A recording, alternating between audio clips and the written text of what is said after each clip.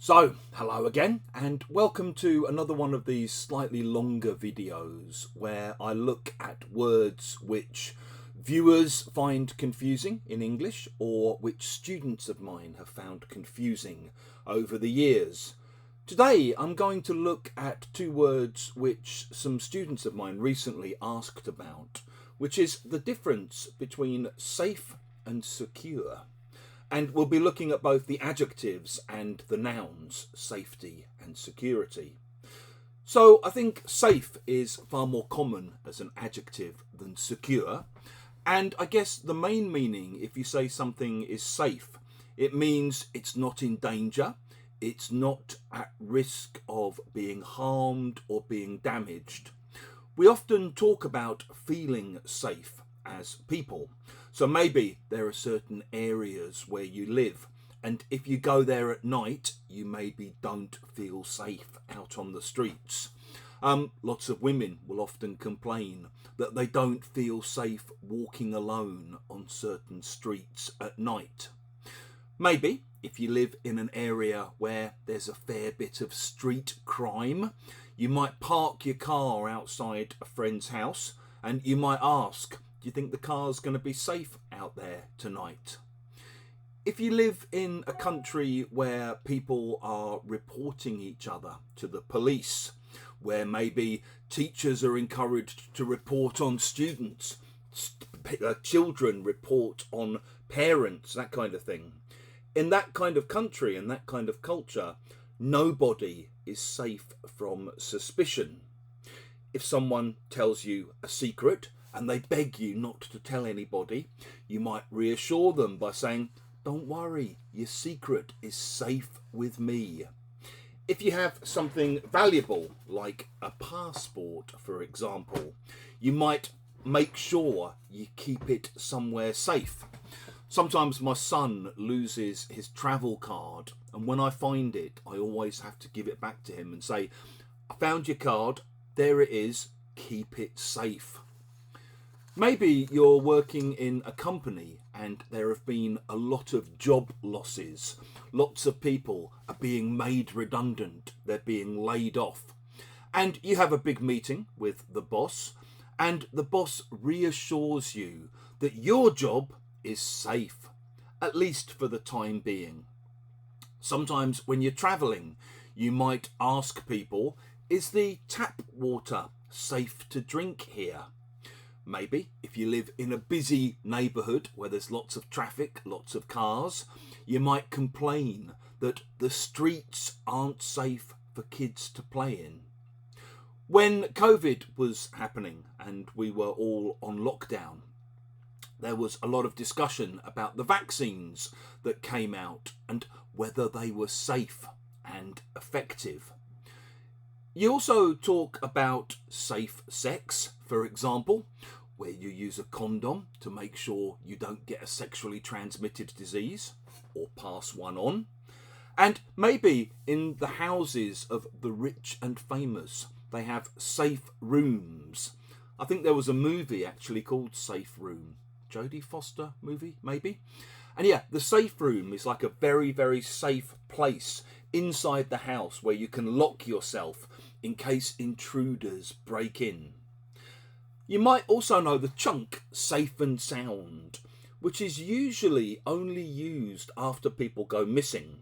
So maybe if a child goes missing or an old person who's going a bit senile goes missing, hopefully, eventually, they turn up safe and sound, or they're found safe and sound. Secure has quite a few different meanings, actually, kind of connected but different. And sometimes it can be used interchangeably with the word safe, which makes life difficult for you, of course. So one meaning of secure is not likely to move or not likely to fall or break. So, when you're putting shelving units up, you want to be sure that they're secure. They're securely attached to the wall so that the whole thing doesn't come down on your head. Maybe if you're cleaning the first floor or second floor windows in your house, You want to make sure that the ladder is nice and secure. It's not going to move, it's not going to wobble, you're not going to fall off.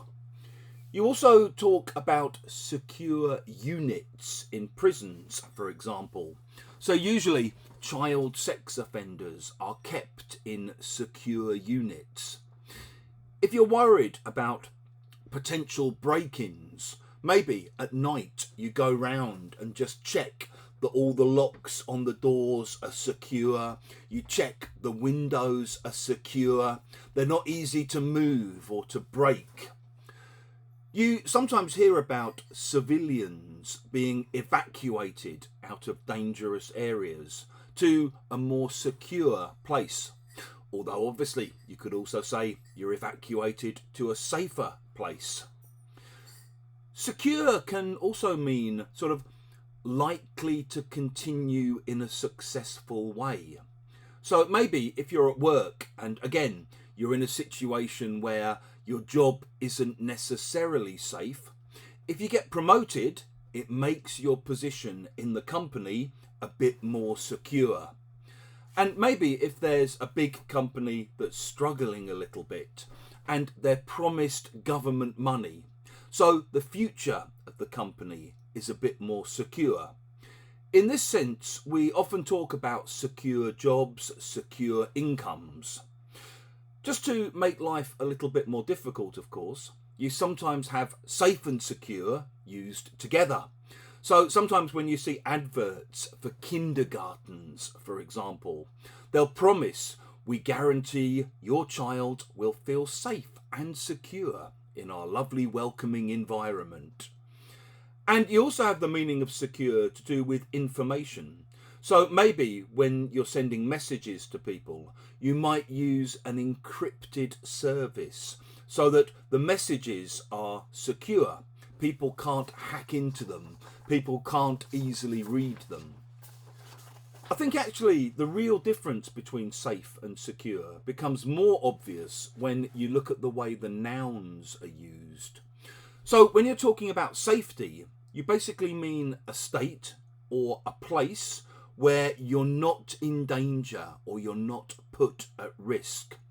Maybe if you've ever flown with an English-speaking airline, you'll remember the announcements where they'll say things like, for your comfort and safety, we recommend that you keep your seatbelt on at all times during the flight.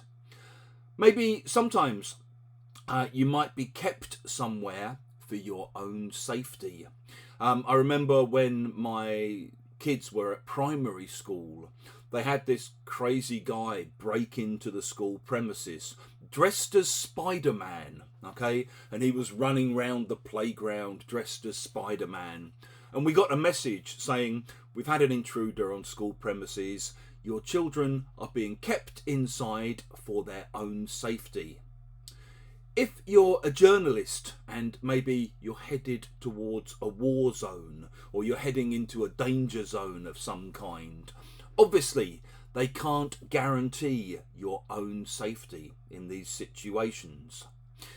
If you have children, you want to know that your kids can play in safety. And maybe if you're on a boat and the boat starts to sink, if you're lucky and if you're a strong swimmer, you might swim to safety. If you're in an environment where suddenly there's a shooter and you start to hear gunshots around you, you might dive for safety under a car or dive for safety inside a building, something like that. You often hear it in news stories as well. So you might hear that police are concerned for the safety of a missing child, or police fear for the safety of a missing person. Hospitals and doctors obviously want to ensure patient safety. They want to make sure their patients aren't damaged or hurt or put at risk. And there are a lot of compound nouns, two-word nouns, using the word safety. So you have health and safety. Often when people don't like new regulations that have come in to protect them and keep them safe, they'll complain by saying, "Oh, it's health and safety gone mad." You also have road safety, food safety, safety standards. Maybe you keep your jewellery and your Rolex watch in a safety deposit box at the bank. When you're driving, you wear a safety belt. On a gun, to stop the gun being fired, you have a safety catch. And you also have safety nets, both literal, that catch you if you're walking on a tightrope, for example, but also metaphorical. So, unemployment benefit, for example. It provides a safety net for people in society. Security is more to do with activities that are involved in protecting a country or a building or a person against attack or against danger. So you talk about national security, homeland security. Some of you may have seen that TV series called Homeland, where the main characters worked for the Homeland Security Department. Maybe after a terrorist attack, they bring in tighter security measures at airports or in public buildings or whatever. When you're using the internet or mobile phones, your password, it's an important security measure. And when I phone up my bank, for example, I've got an online bank, they always say, "Just going to ask you a few questions to take you through security." When you go to airports, they usually carry out security checks at the airport. And actually, you go through security. Maybe you land at 3 o'clock, but it takes you 2 hours to go through security. We talk about security forces, the police, the army, the people who are supposed to protect us from danger and from harm. If you're a very, very serious criminal who's been convicted of a serious crime, you might be kept in a maximum security prison that's almost impossible to break out of. Maybe, sometimes, a country might decide to strengthen or tighten border security to stop people coming across the border. Maybe, if there's a crime, the people who carried out the crime might be caught on security cameras or caught on a security video. When dignitaries or politicians from foreign countries visit, usually the visits take place amidst high security or amidst tight security. If you work in a government building, you probably need to get security clearance. And maybe if you get demoted, you might lose your security clearance. We also talk about needing financial security. And those of you who've seen the Charlie Brown cartoon, maybe you remember Linus with his security blanket. Hope you've enjoyed this video and found it useful. Feel free to ask any questions in the comments section. Feel free to suggest words that you find confusing for me to look at in the future. Thanks very much and goodbye.